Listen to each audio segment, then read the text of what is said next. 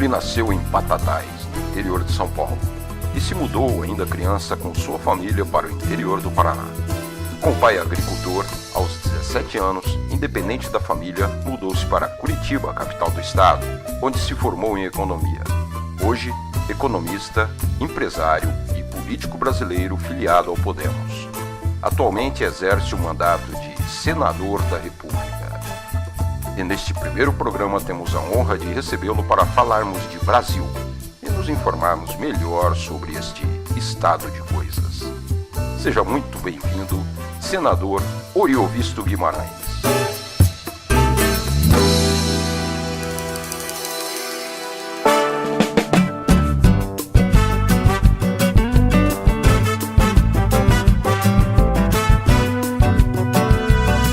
Olá Brasil, olá brasileiros do Brasil e do exterior, porque o nosso canal tem uma boa penetração também no exterior e como toda a internet, né?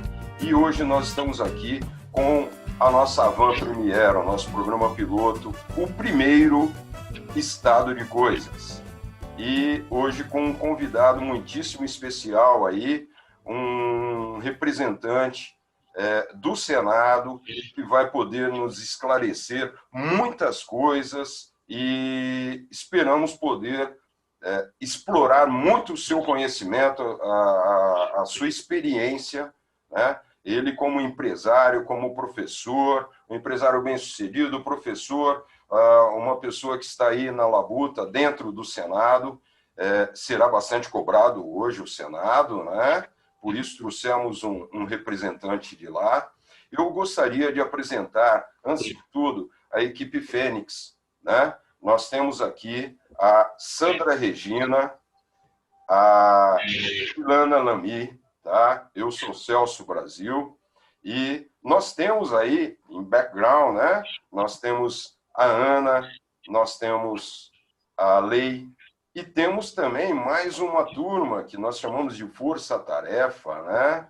Da equipe Fênix, que nos dá aí um belo suporte.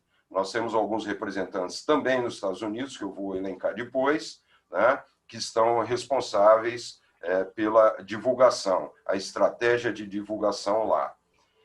Na Filadélfia, em Miami, enfim, nós estamos com um pessoal grande aí, uma equipe muito bem organizada.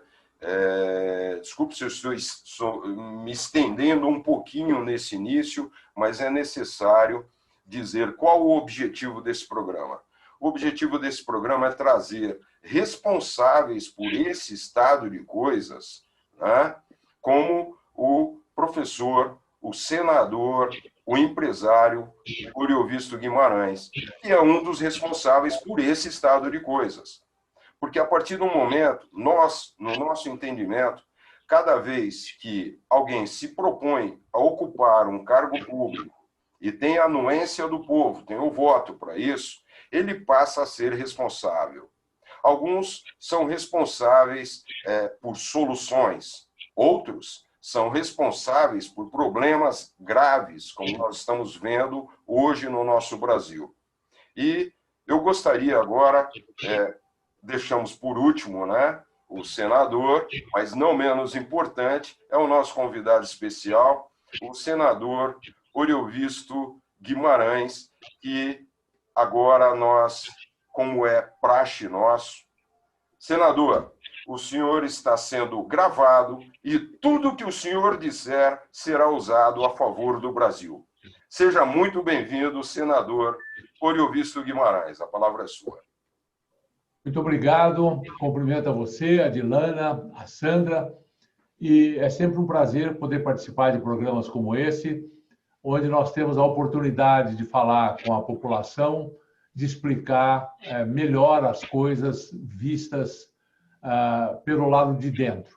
Eu estou às ordens de vocês e pronto para responder às suas perguntas.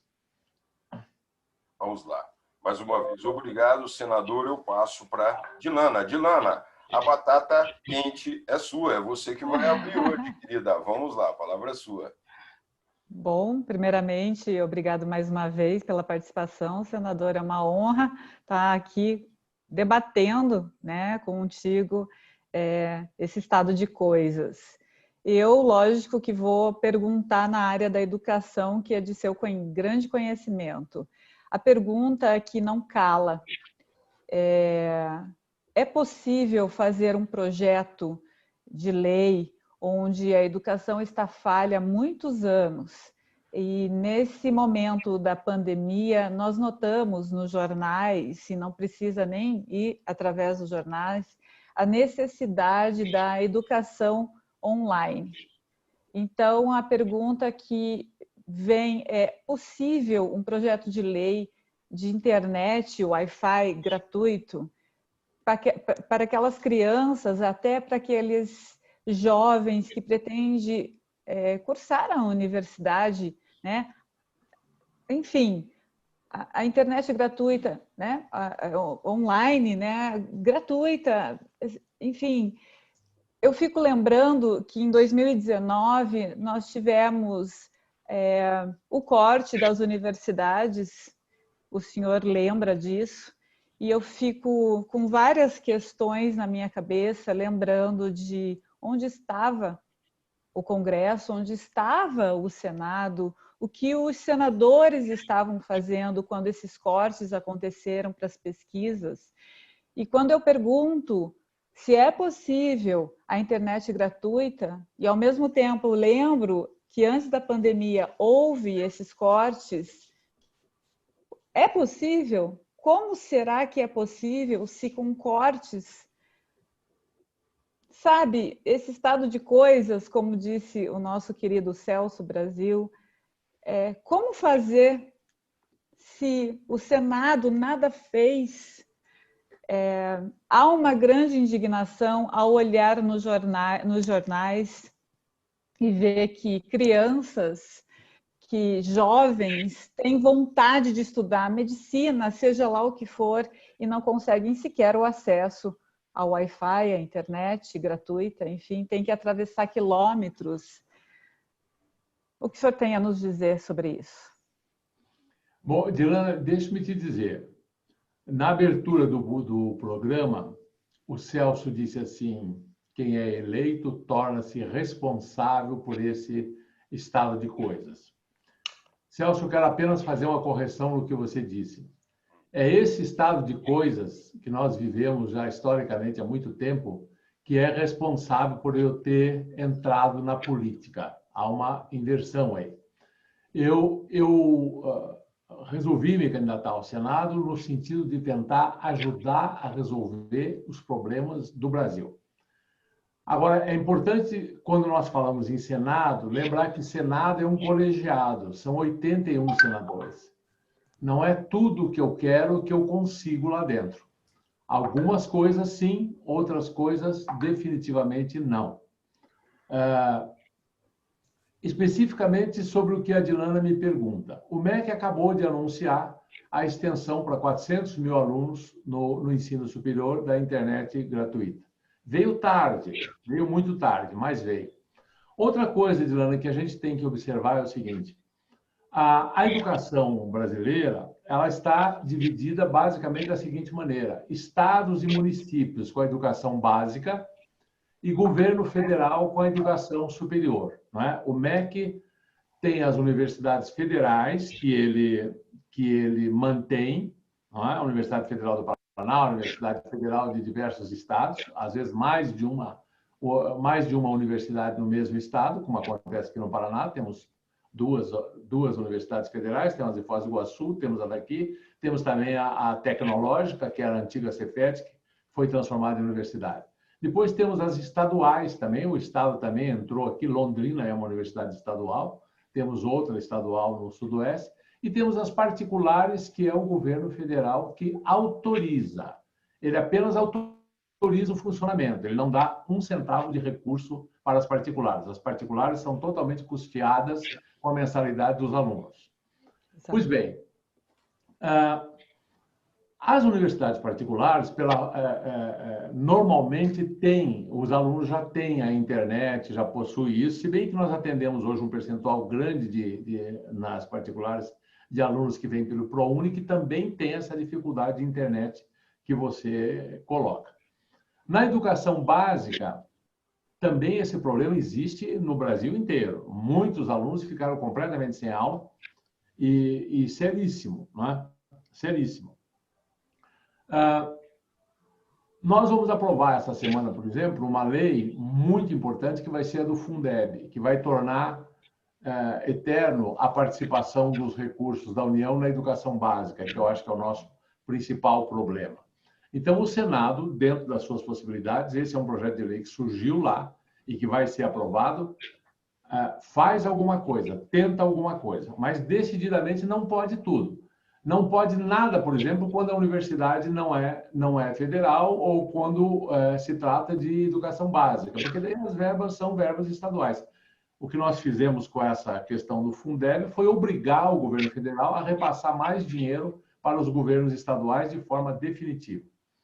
Agora, se essa verba que vem para os governos estaduais, os governadores vão oferecer internet gratuita a todos os alunos ou não, isso é uma decisão estadual. Aí o governo federal não pode entrar, não pode obrigar. Da mesma forma, os municípios também têm autonomia nas escolas onde eles são os mantenedores. Temos muitos problemas de educação no Brasil, não só de educação, temos problemas de toda a ordem no nosso país, né? Temos reformas enormes para serem feitas, temos recursos extremamente mal aplicados, mal gastos, né? E temos uma administração muito ruim. O que aconteceu com a educação no Brasil esse ano, no governo Bolsonaro, foi uma coisa terrível. Ele nomeou um primeiro-ministro da educação que durou pouco, era um seguidor do Olavo de Carvalho, não fez absolutamente nada, disse uma série de impropriedades e foi demitido. Nomeou um segundo, o Weintraub, que teve que sair fugido do nosso país. E agora, finalmente, temos um ministro que parece ser uma boa pessoa, que começou há pouquíssimo tempo, coitado, ainda teve um Covid, né? E agora está se recuperando e está começando a atuar. Mas, assim, dentro das limitações que a lei impõe, que a estrutura de distribuição de responsabilidade impõe, o Senado faz o que é possível ele fazer. 400 mil alunos. Quantos milhões somos? Já vão receber isso. É alguma coisa, não é? Muito pouco diante do Brasil inteiro. Em termos de universidades públicas, é bastante. Em termos das outras dependências de ensino e educação básica, é quase nada. Desculpem os demais que querem questionar, mas a questão é que não posso focar somente nas universidades públicas, dos que lá estão, mas naqueles que querem adentrar, aqueles que querem, né? Nos inferiores, no básico, nas crianças, nos jovens, nos que estão no ensino médio, são crianças que ainda não conseguem estudar. Eu vejo com um celular na mão, que tem acesso a um celular, todo mundo tem um acesso ao celular, mas não consegue a internet, o Wi-Fi, e tem que atravessar. Estou falando daquela criança que mora num sítio, que mora distante. 400 mil alunos só? E, sabe? Temos que separar as coisas. Estado do Paraná. Estado do Paraná. Renato Feder, nosso secretário de Educação aqui no Paraná. No Paraná. Fez um programa espetacular, exemplo do Brasil todo. Ao invés de internet, ele contratou canais UHF de televisão, né? Todo mundo tem uma televisão em casa, e no Paraná isso funcionou muito bem. Verdade. Desde um primeiro momento, as crianças puderam fazer isso. Então, a internet não é necessariamente o único caminho. Tem caminhos, inclusive, mais baratos. Ele gastou 2, 3 milhões com esses canais aqui. Se você contar o universo todo que ele atingiu, um preço ridiculamente baixo. Gravou aula com os melhores professores. Eu vi, por exemplo, na minha casa, eu tenho uma pessoa que me ajuda em casa, que tem uma criança que estava lá assistindo as aulas pela televisão. Eu até acompanhei um pouco para ver como é que era. Gostei muito. Eu também. Pois é. Então, existem soluções criativas que não dependem tanto do governo federal, que dependem mais dos governos estaduais e, às vezes, até municipais, que podem ser adotadas sim.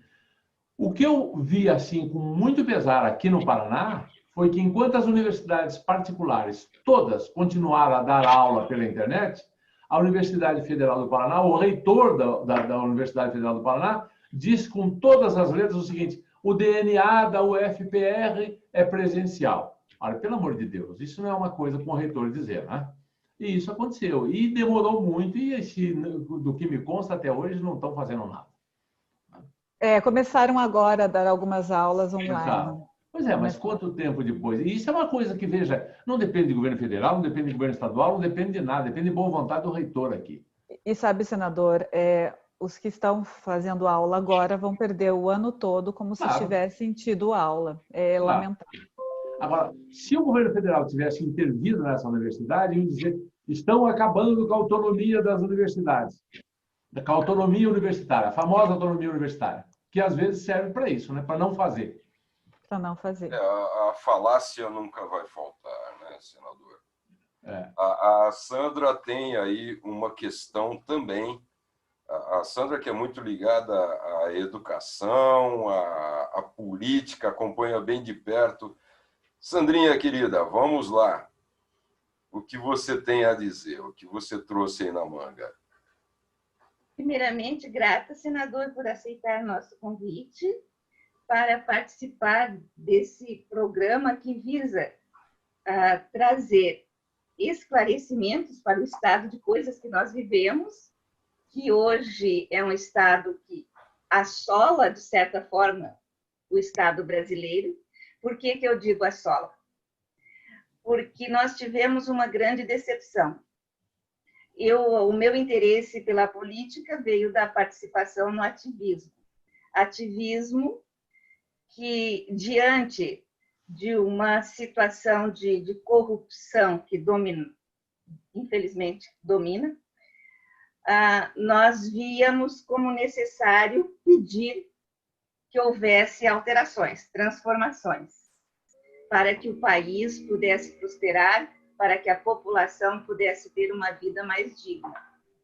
No entanto, hoje, os ativistas, de fato, não aqueles que fazem campanha para uma determinada ideologia ou outra, mas aqueles que fazem campanha pelo Brasil, estão muito decepcionados, senador. Eu tenho amigas que choram vendo a situação que nós estamos. Choram de verdade. Porque nós não estamos vendo saída. Nós sonhávamos, nós lutávamos, a nossa bandeira era e é para que nós tenhamos um ambiente político saudável. Eu creio que seja a bandeira do senhor também. Só que isso não aconteceu. Após as eleições, o que nós temos visto? Nós temos visto até pior. Eu digo que está pior do que antes. Porque aquelas pessoas que nos representavam, que são símbolos nessa luta, elas estão sendo perseguidas. As medidas que estavam sendo tomadas pararam, ou pelo contrário, foram sabotadas. Os projetos no Congresso que deveriam estar sendo votados com esse objetivo não estão. Em compensação, outras coisas aconteceram que sempre no sentido de sabotar o combate ao sistema corrupto. E o Deltan, que é uma pessoa que amamos e admiramos pelo trabalho dele, ele foi muito feliz quando resumiu dizendo que quem rouba milhões, mata milhões. Eu sempre acrescento, mata pessoas e sonhos, mata a possibilidade das pessoas realizarem aquilo que sonham realizar para o processo normal de desenvolvimento de uma sociedade. Então, esse hoje é o sentimento que domina os ativistas, um sentimento doloroso de perda, de frustração. E aí nós, então, vamos pedir socorro para quem? Para os nossos representantes. Aí entra o senhor. Então, a nossa pergunta, o nosso pedido, a nossa esperança, mais a nossa esperança mesmo, senador, é saber como que o Congresso, o Senado, vão conseguir, nesse estado de coisas, avançar, ou pelo menos evitar o retrocesso que está ocorrendo. Porque tem um outro detalhe que eu acho muito preocupante. Na medida em que as pessoas vão perdendo essa esperança, o que vai acontecer? Então, realmente, se o senhor puder nos dar um panorama da atuação do Senado nesse momento, a favor da nossa luta, eu gostaria muito de ouvir. Muito bem, Sandra. Olha, a primeira coisa que eu gostaria de dizer é o seguinte: quando nós falamos desse estado de coisas, nós temos que pensar no Brasil como um todo. Você não vai conseguir explicar o Brasil olhando apenas para o Senado, ou apenas para a Câmara dos Deputados, ou apenas para o Supremo Tribunal Federal, ou apenas para o Presidente da República. Nós somos um país complexo, onde esses poderes, nós vivemos uma democracia, e esse sistema de peso e contrapeso, onde nenhum poder pode tudo, o presidente não pode tudo, o poder judiciário não pode tudo, o poder legislativo não pode tudo. Um é contrapeso do outro, um é freio do outro. Um regime onde apenas um poder pode tudo não é democracia, é ditadura, né? Ou então é um império lá com o imperador mandando em tudo. Como a nossa opção, a nossa Constituição estabelece que nós queremos viver na democracia, que alguém já disse uma frase, que eu não me lembro o autor, mas é uma frase muito bonita que diz assim, que a democracia tem muitos defeitos, mas ainda é o que se inventou de melhor, né, para se viver. Nenhum de nós ia querer viver numa ditadura, ou em Cuba, ou na Venezuela, ou mesmo na China, né? Nós íamos preferir, com todos os defeitos da democracia, viver numa democracia.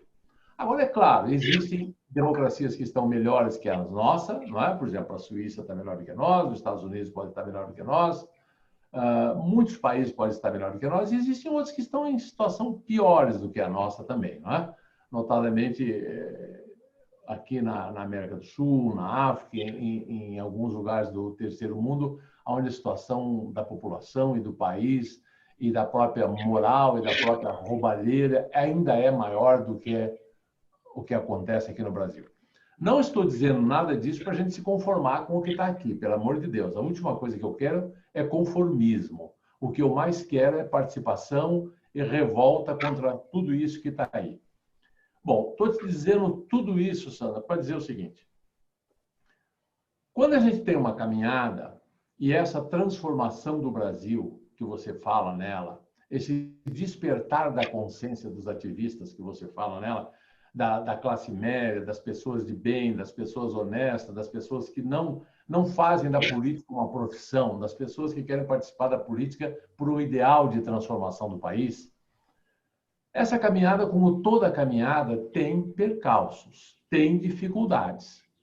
E o que a gente tem que fazer numa dificuldade, Sandra, na vida ou numa caminhada política? Parar, analisar o que está acontecendo e não desanimar, não desistir. Aquele que se entrega não conclui o caminho. Se você tem uma caminhada de 10 quilômetros e no terceiro ou quarto quilômetro você diz, estou cansada, não vou mais, e senta, a caminhada acabou. Para você, acabou. E nós não temos opção aqui no Brasil. Não existe lugar do mundo onde a gente possa ir.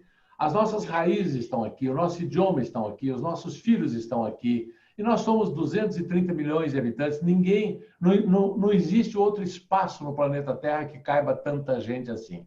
Nós temos é que transformar esse país num bom país para se viver. Foi por isso que eu me candidatei. Foi por isso que eu saí da minha aposentadoria confortável, que eu podia chegar e dizer assim, não quero mais nada com ninguém, eu tenho dinheiro suficiente para viver até a minha morte bem, vou para a praia, vou pescar, ou vou me divertir, ou vou brincar com os meus netos, mas eu não me conformei, eu digo, quero tentar ajudar de alguma maneira. E é isso que eu estou tentando fazer. E tenho 1000 razões, Sandra, para chegar lá no Senado e dizer assim, não quero mais, vocês me cansaram, vou me embora. Mas eu não vou fazer isso. Eu não vou fazer isso. Eu assumi um compromisso e eu vou até o fim com todas as dificuldades que temos pela frente. Sandra, deixa-me te dizer uma pequena análise da dificuldade atual. Nós, quando eu digo nós, eu quero dizer toda a população brasileira, temos um pensamento muito errado, que é um atalho, que a gente quer eleger um salvador da pátria. As pessoas pensam assim, eu vou eleger um bom presidente e isso vai resolver tudo. Esse é um raciocínio falso. Não vai resolver. As pessoas que votaram e que elegeram o Lula pensavam exatamente assim, ele vai moralizar, ele vai acabar com a corrupção, ele vai atender os mais humildes. Tinham todo um ideário também, de esquerda, mas tinham um ideário. Deu no que deu.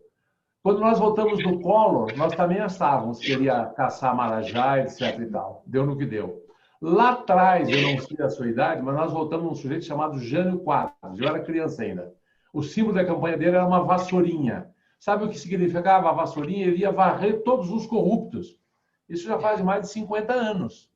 Então veja como essa bandeira da moralidade foi usada pelo Jânio Quadros, foi usada pelo Collor, foi usada pelo Lula e foi usada pelo Bolsonaro agora. Nós votamos no Bolsonaro. O Bolsonaro vai resolver tudo. Não resolveu. Primeiro apareceram as próprias mazelas do Bolsonaro. O seu filho envolvido na rachadinha, o problema do COAF, não é? Essas coisas todas que estão aparecendo agora, depósitos na conta da primeira-dama, de origem suspeita. A paixão dele por um certo populismo, de ir para o Nordeste agora, esse ajuda emergencial que nós aprovamos lá no Senado e aprovou-se na Câmara dos Deputados também. É sempre bom lembrar que as coisas têm que ser aprovadas nas duas casas, na Câmara e no Senado. Se for aprovado numa só, ela não vale. Aprovado isso pelo Legislativo, parece que ele tomou gosto por isso, né? Daí o filho dele disse que o nosso amigo Paulo Guedes, que é uma pessoa que é meu amigo, que eu admiro muito, que é um liberal, vai ter que arrumar um dinheirinho.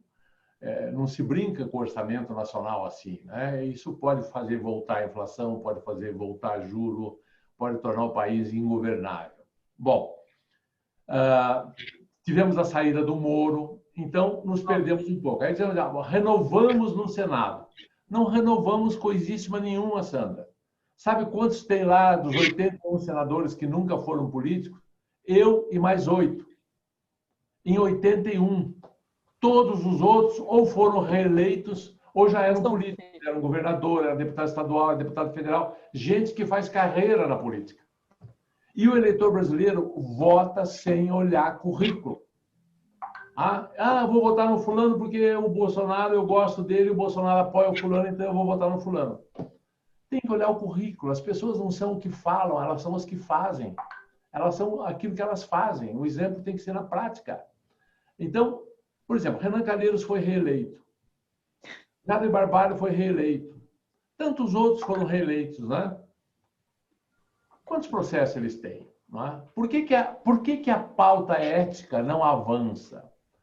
A pauta ética não avança porque a maioria dos membros da Câmara dos Deputados e do Senado não quer que ela avance. Não quer. Por exemplo, vamos falar aí de uma coisa. Foro privilegiado. Eu sou contra o foro privilegiado. Quero que ele acabe.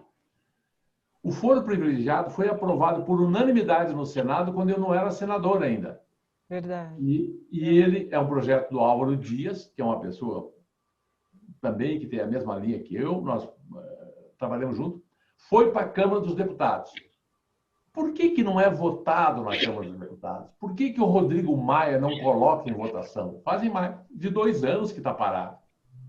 Por que ele não coloca? Porque ele não quer, porque ele é contra o fim do foro privilegiado. E porque a maioria dos deputados é contra o fim do foro privilegiado. Deputados que nós elegemos.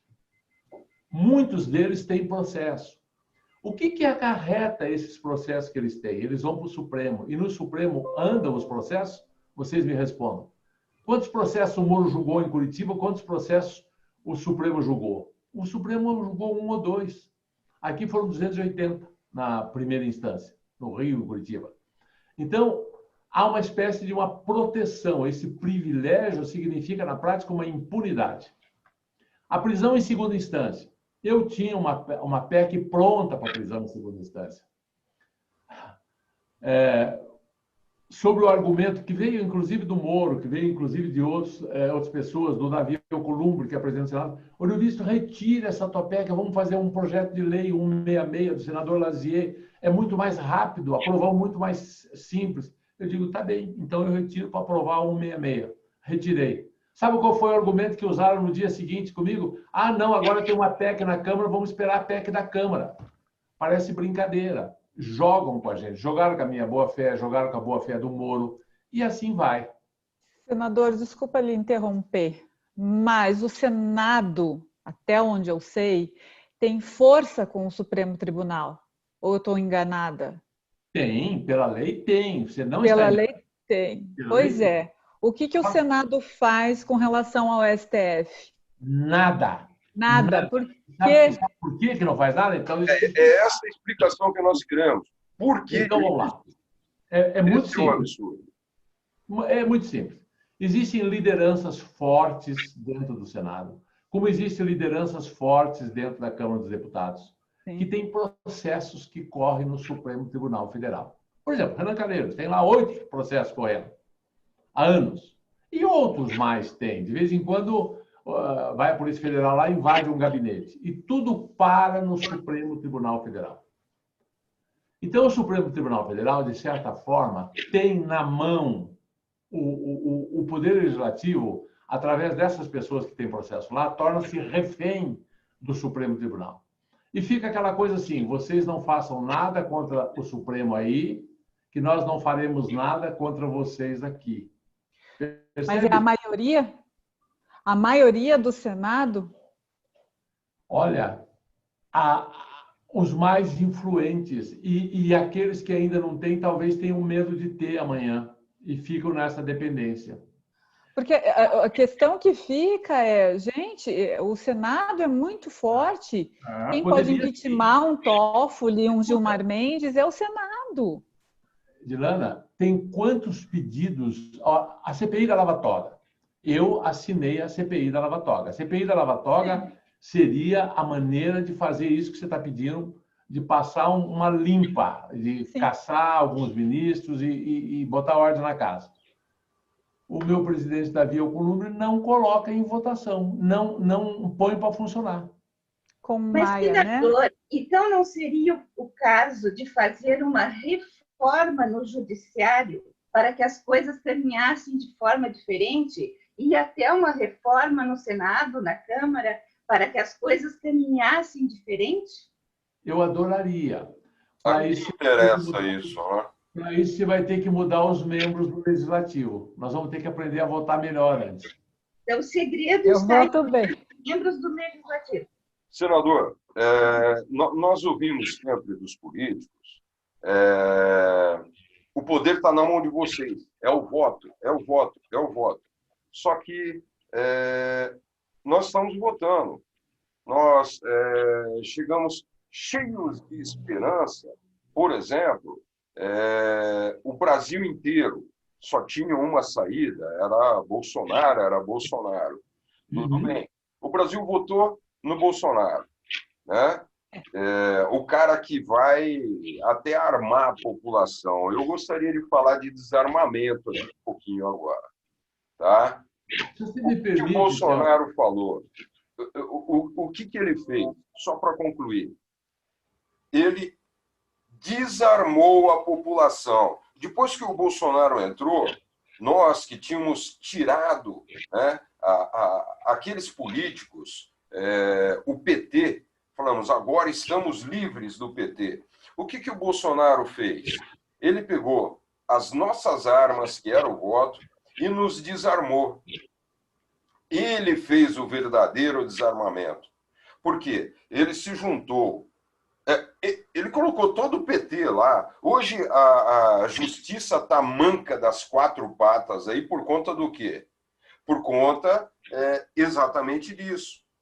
Ele se juntou ao pior da política brasileira, né? Se é que podemos chamar isso de política, Porque nós vemos assim, são vários corpos. Nós vemos um executivo, nós vemos um Senado, nós vemos o Congresso, nós vemos o Supremo, né? São os 4 aí que a gente mais enxerga.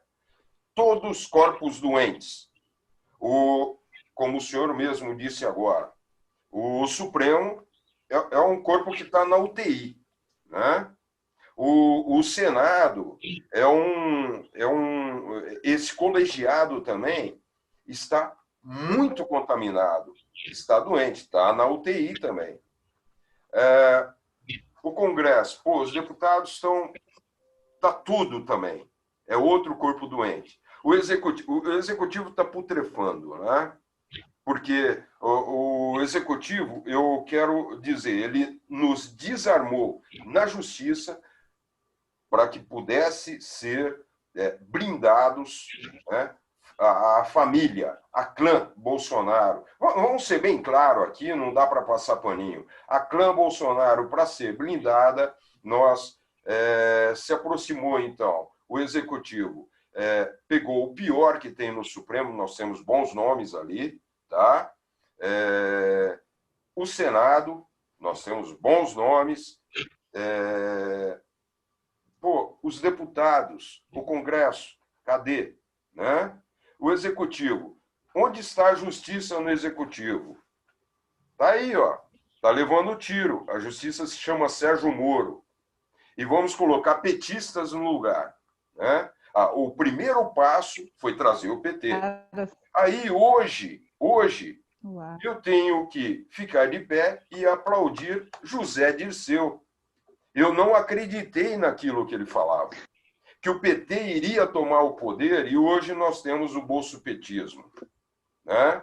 Então, hoje o bolsopetismo nos desarmou totalmente e nós achávamos que estávamos armados. Então, agora está o Centrão, PSDB, PT, Bolsonaro e Lula estão de mãos dadas, estão, né, estourando a Xandão rolha azul, aí, como a gente tinha falado na nossa reunião, né, gente?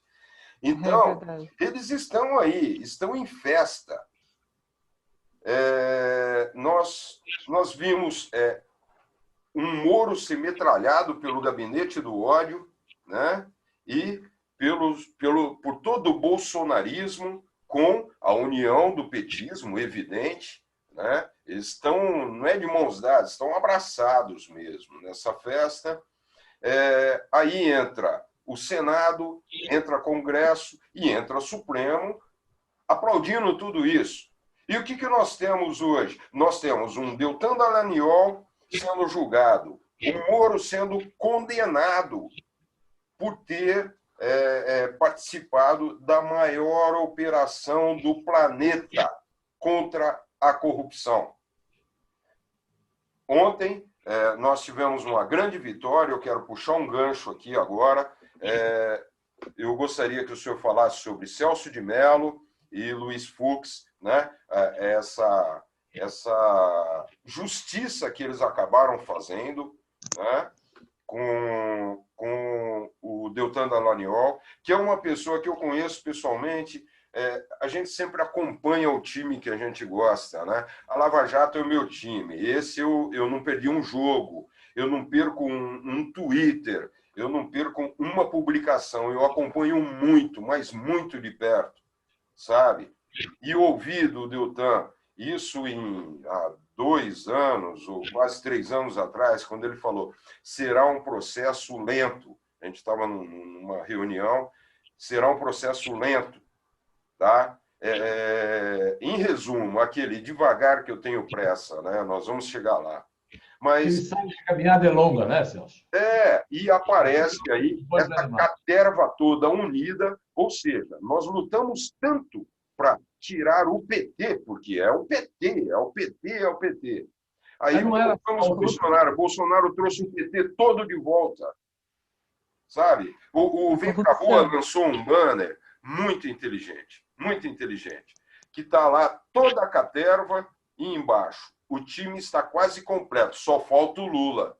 E a foto do Lula embaixo. realmente só falta o Lula, não falta mais ninguém.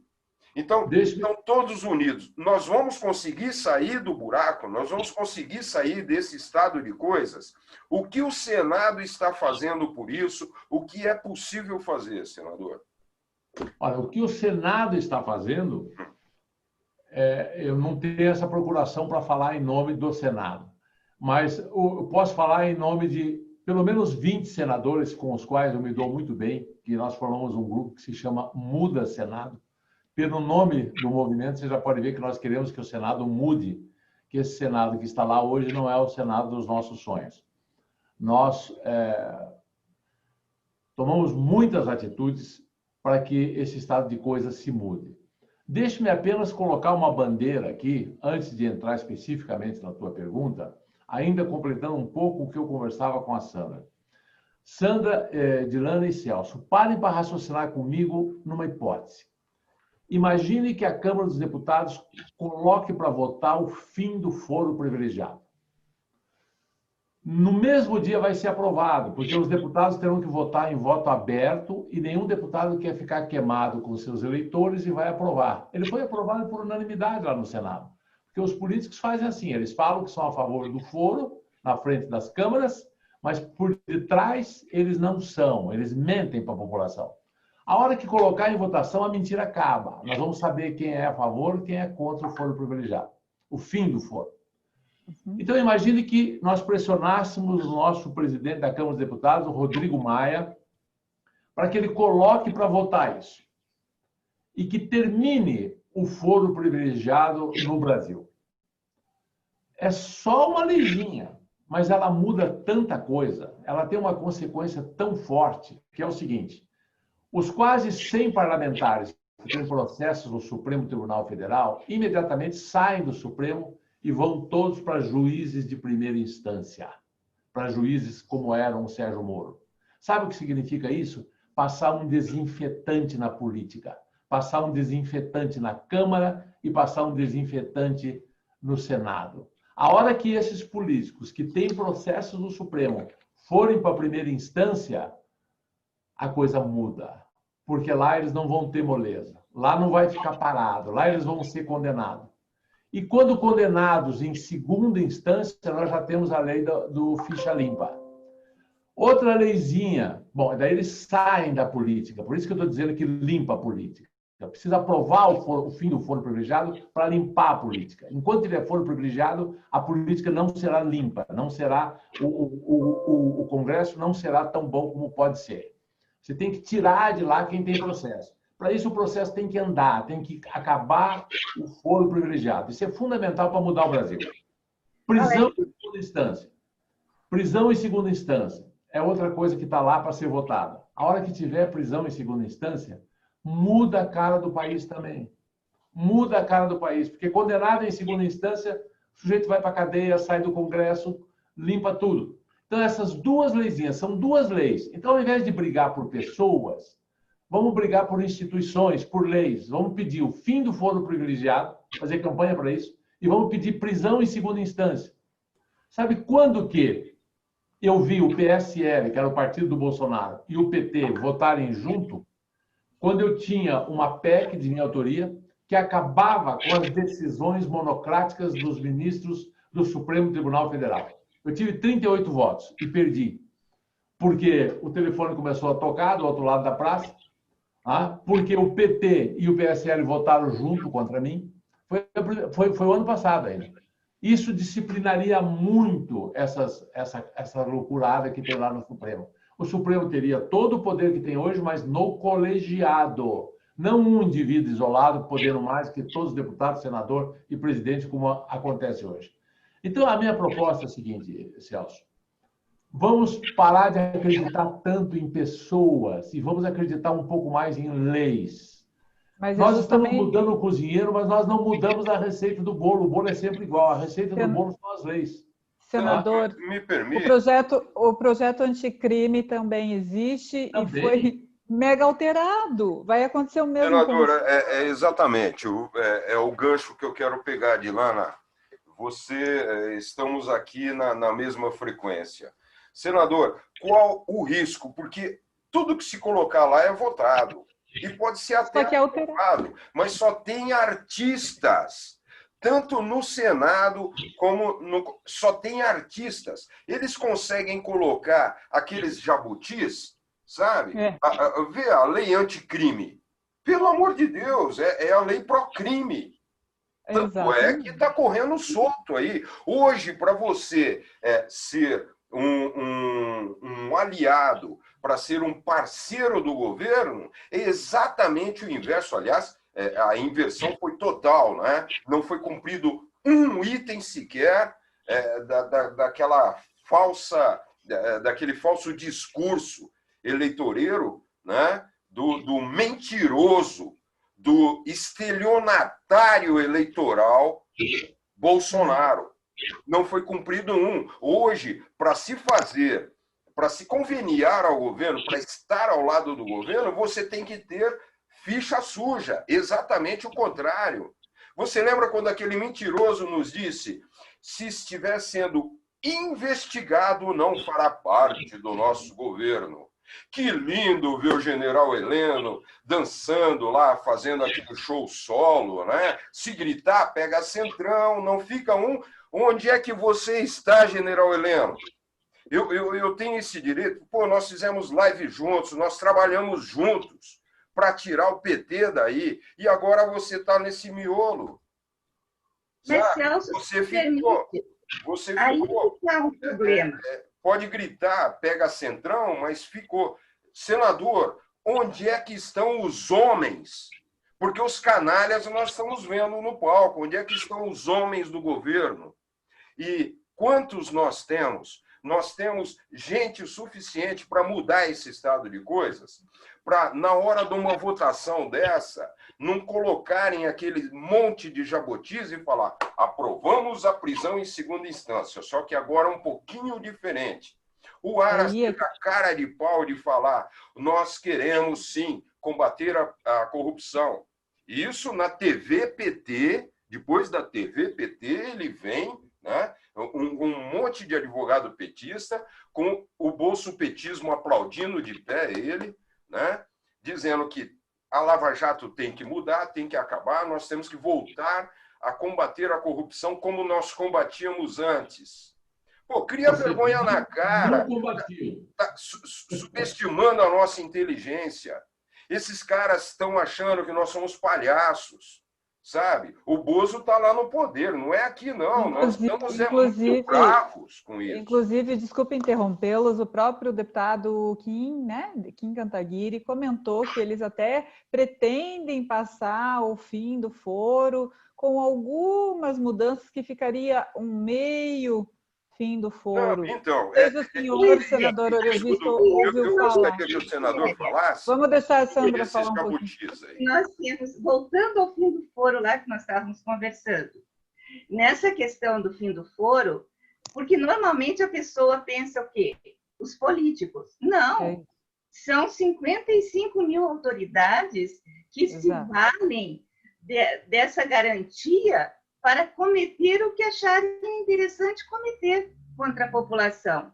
Então, é muito sério e seria simplesmente cumprir a Constituição, onde está a regra básica, que todos são iguais perante a lei.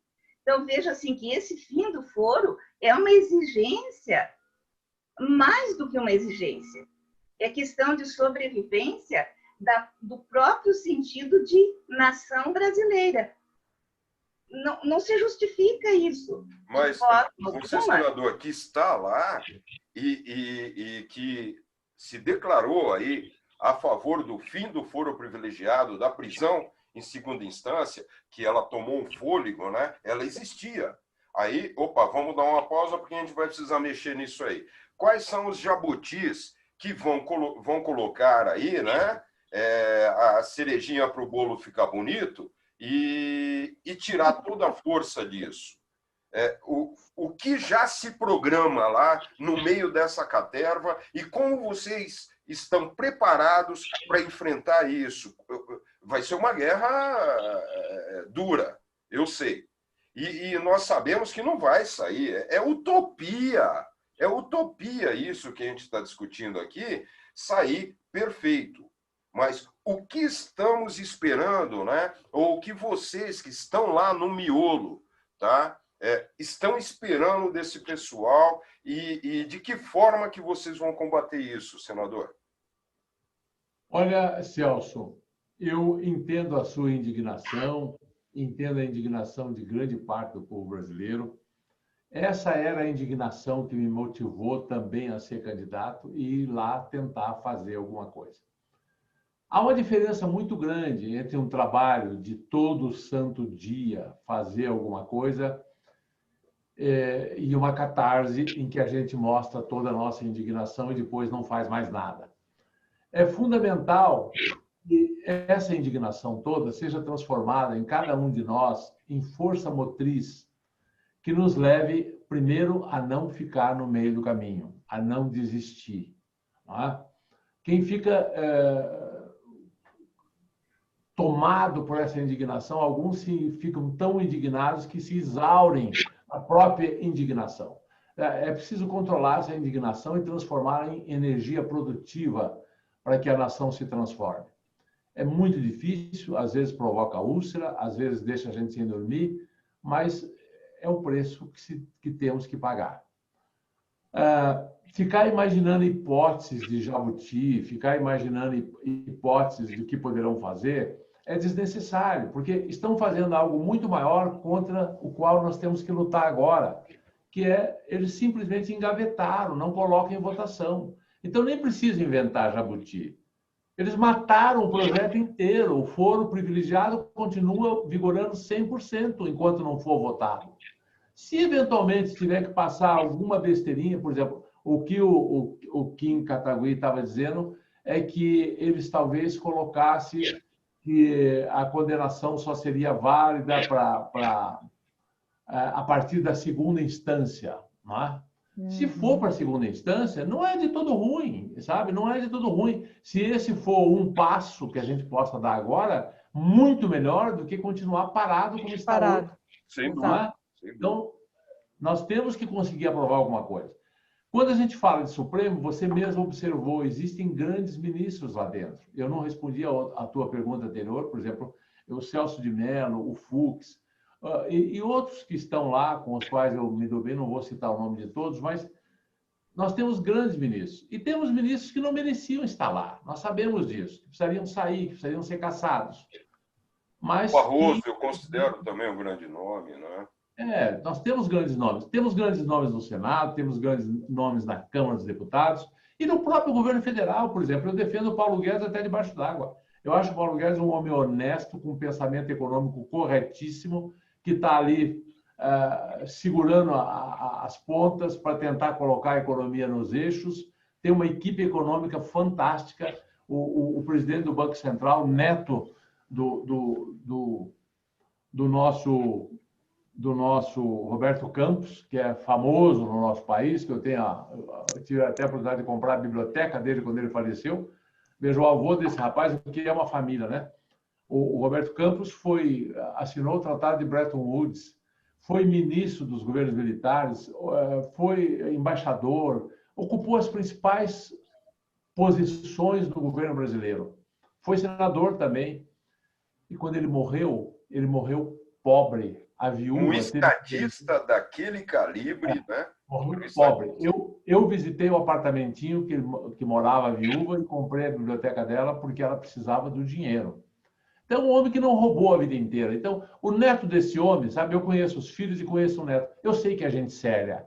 Eu sei que é gente que tem tradição de seriedade, de ética na família. Então, nós temos na equipe econômica do governo uma bela equipe econômica. Muito boa. Então, nós precisamos separar o joio do trigo. Em todos os poderes, nós temos pessoas que precisavam não estar lá e temos pessoas que precisavam estar lá sim, nem tudo está perdido. Tem gente boa também. Então, eu acho assim, como que vocês, sociedade civil organizada, que se predispõe a fazer um movimento, a mobilizar pessoas, a conscientizar pessoas, vocês têm que ter bandeiras claras e têm que batalhar por essas bandeiras. E essas bandeiras, quanto menos ligadas tiver ao nome de alguma pessoa, não interessa se o nome é Olho Visto, se é Paulo Guedes, se é Bolsonaro, se é Lula, não importa o nome das pessoas, nós temos que ter causas. Nós queremos o fim do foro privilegiado, ponto final. Vamos lutar por essa causa. Nós queremos prisão em segunda instância, ponto final. Vamos lutar por essa causa. Nós queremos uma reforma política para não ter 30 partidos, ter 2 ou 3 e que sejam mais sérios. Queremos o fim desse monte de dinheiro que vai para o partido roubar. Aí eu concordo com tudo isso, senador, só que isso aí vai afetar o meu presidente, então aí eu já passo a não concordar, entende? Porque o meu presidente falou que isso não é bom, sabe? Eu amava, eu tinha um Moro aqui no altar, aí o meu presidente falou que ele é um demônio, eu quebrei a imagem rapidinho e coloquei ali, não vou nem citar o nome de quem, né? Que aí virou... que é isso? É exatamente esse ponto que você... Esse processo de conscientização faz parte da política, faz parte da evolução de uma sociedade. O que eu estou dizendo? Vamos parar de acreditar em nomes, vamos acreditar em causas. Nós já nos decepcionamos com quantos? Com o Collor, com o Lula, com o Jânio Quadros lá atrás, o Temer foi processado, agora decepção com o Bolsonaro. Quando é que nós vamos aprender que não é o salvador da pátria que vai nos salvar? Que é a nação toda que tem que salvar a nação. Né? Que nós temos que pedir leis claras. Quando eu fui candidato, eu dizia assim, minha gente, eu quero ir para o Senado para mudar a receita do bolo. Pouca gente entendia isso. O Brasil parece uma grande cozinha, porque qual é a receita de Brasil? A receita do Brasil são, primeiro, a Constituição, depois as leis infraconstitucionais. Se você não mudar a receita, você troca o cozinheiro, o bolo é sempre igual. Nós temos que reformar a receita. Nós não podemos ter a nossa receita foro privilegiado. Tem que acabar com isso. Acabando com isso, as consequências disso são fantásticas. O Supremo acaba com esse protagonismo dele, ele perde o poder sobre o Legislativo, percebe? Porque daí o Legislativo não depende mais do Supremo, vai depender de milhares de juízes de primeira instância que vão condená-los. Isso muda a cara do país. Por isso nós temos que lutar por bandeiras. Mas lutar por bandeiras, você já tem que pensar mais, tem que ter mais cultura, você tem que ter um cérebro mais elaborado. Né? Acreditar no Salvador. Hoje, pensar, né? Esse pessoal que defende o status quo, eles se negam em pensar. Eles estão terceirizando o pensamento. Olha só, imagina só. Eu vou pensar aqui numa catástrofe, tá? Se aprova o fim do foro privilegiado, o meu presidente, a família inteira vai preso e os amigos também. E aí o PT volta. Olha, o que vai acontecer com o Brasil? E nós vamos virar uma Venezuela, vamos ser... Olha a linha de raciocínio que colocaram. Mas, Celso, é porque foi criado muito esse antagonismo entre esquerda e direita. Isso, para mim, é um grande erro, um grande absurdo. Eu costumo falar que esquerda e direita são estradas vicinais e esburacadas. Só existe uma, aquele tapetão, sabe? Que você pode dar 200 por hora. Se vocês me permitem, eu só queria fazer uma observação. Olhe para a Alemanha. Vamos esquecer um pouquinho o Brasil. Olhe para a Alemanha, um dos países mais civilizados do mundo, com os maiores gênios na física, na matemática, na filosofia, nas artes. Um exemplo para a humanidade. Um exemplo, como era, né? Elegeu Hitler. A maioria do povo alemão votou no Hitler. Até hoje você tem gente que quer a volta do Hitler na Alemanha. Então, me desculpe, a burrice não é um privilégio dos brasileiros. Ela está no mundo inteiro. A maioria do povo venezuelano elegeu o Maduro. A maioria do povo pediu que Cristo fosse crucificado. Pilatos lavou as mãos, mas a multidão queria solta Barrabás e crucifica esse. Então, a opinião coletiva, primeiro, ela não é critério de verdade. Não é critério de verdade, nunca foi. E segundo, a opinião coletiva, graças a Deus, muda. E muda pela ação das pessoas mais evoluídas, que pensam e que resolvem falar e, às vezes, até se colocar em sacrifício. Lembre-se que Jordano Bruno foi queimado na fogueira porque defendia as ideias de Copérnico e a igreja mandou queimar porque ele dizia que a Terra era redonda e girava. O que nós temos hoje em dia? Nós temos terraplanistas ainda. Nós temos terraplanistas ainda. Então, sempre você vai ter um percentual de idiotas no mundo. Sempre você vai ter. E não só no Brasil. Em todos os países você tem um percentual de idiotas no mundo. A internet colocou um microfone e uma câmera na mão de todo mundo. E muitos deles hoje saem sendo portadores da verdade. Eles têm câmera e microfone e saem dizendo as suas besteiras como se fosse verdade. E encontram outros. A internet permitiu que eles se juntassem. É um fenômeno que nós estamos vivendo. Mas uma quantidade enorme de imbecis sempre existiu em qualquer país do mundo e em qualquer época da história. Nós não podemos nos desanimar com isso. Temos que continuar lutando, falando com as pessoas que entendem, acreditando fortemente de que a maioria vai ser inteligente o suficiente para encontrar o caminho para que esse país saia do buraco em que se encontra, para que esse estado de coisas se mude, né? Mas é uma luta difícil, não é fácil para ninguém. Falar uma coisa agora, talvez seja o mais desagradável de hoje, tá? Mas eu tenho que falar. O nosso tempo está se esgotando, então eu vou pedir brevidade para todos. Essa é a pior notícia que nós temos hoje. Tá? É uma delícia a conversa. Nós temos aqui, ó. Eu acho que a Sandra vai voltar frustrada, a Dilana, eu, né? O restante da equipe que está aí em background, né? Com as antenas ligadas também, mas desde já eu tomo a liberdade, em nome da equipe Fênix, tá? Em nome do Estado brasileiro, de cobrar. Isso não é um convite, isso é uma intimação, senador, para que o senhor volte, tá? Nós vamos agendar aí mais para frente, porque nós vemos que nós temos muito que discutir, nós temos muito que aprender, né? E eu gostaria aí, se vocês concordarem, né, a Dilana e a Sandra, sobre a bomba de ontem, né, que a gente pudesse concluir com essa decisão do Supremo, quanto que nós tomamos de fôlego nisso, vai dar para nadar mais alguns metros ou a gente vai conseguir chegar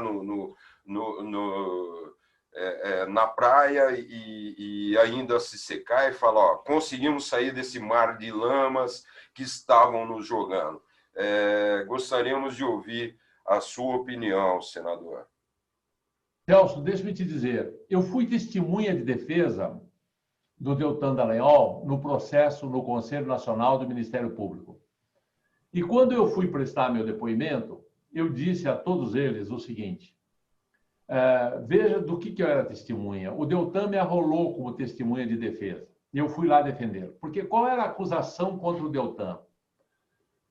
A acusação era o seguinte, feita por Renan Calheiros, que foi candidato à presidência do Senado em fevereiro de 2019, quando eu tomei posse. A primeira coisa que fizemos foi eleger o novo presidente. E daí tinham vários candidatos, todos abriram mão em prol do Davi, porque pelo menos era uma pessoa até então desconhecida, e ninguém queria o Renan. A maioria não queria o Renan, que foi uma boa coisa, eu também fiz parte desse. Aí o Renan moveu esse processo contra o Deltan com a seguinte acusação. Foi por causa de uma entrevista que ele deu no Twitter que eu não ganhei para presidente do Senado. Foi uma interferência de um poder no outro. Aí, quando eu fui testemunha, eu disse a eles o seguinte, o Renan deveria processar o Bolsonaro, porque o Bolsonaro fez uma declaração pública dizendo assim, Rodrigo Maia na Câmara, tudo bem, mas Renan Calheiros no Senado, nem pensar. E ele não processou o Bolsonaro. O governo Bolsonaro falou com cada um dos senadores e pediu voto a favor do Davi Alcolumbre. Eles queriam o Davi Alcolumbre. Então, se um poder interferiu no outro, foi o executivo contra o legislativo. E não o Deltan, coitadinho do Deltan, não tem essa influência toda que atribui a ele. Muito bem. O Deltan foi meu... Eu conheço o Deltan do tempo de criança. Ele tem um episódio, quando ele foi vestibulando, só para vocês saberem quem é o Deltan, ele passou em primeiro lugar no vestibular da Universidade Federal do Paraná. Na época, o cursinho dava um carro de presente. Ele ganhou esse carro. Ele vendeu o carro e distribuiu para pessoas carentes. Está no livro dele isso aí, o livro que eu recomendo. Né? Eu vivi isso. Eu trabalhava no Positivo naquele tempo, eu vivi isso. Então, uma pessoa que tem essa história ser acusada, e pior, não é isso, o Conselho Nacional do Ministério Público ia acabar por condenar, porque as pessoas que estavam movendo tiveram influência para colocar essas pessoas lá no CNMP. Bom, então, diante de tudo isso, eu quero dizer o seguinte, a decisão, tanto do Fux, que anulou a primeira advertência que o Deltan recebeu, não é? Como a decisão do Celso de Mello, que suspendeu o julgamento, lavou minha alma. Foi uma coisa muito linda, foi uma coisa que me encheu de esperança, que deve encher de esperança a todos nós, e que provam que existem grandes juízes em Brasília. Existem canalhas também, mas existem grandes juízes.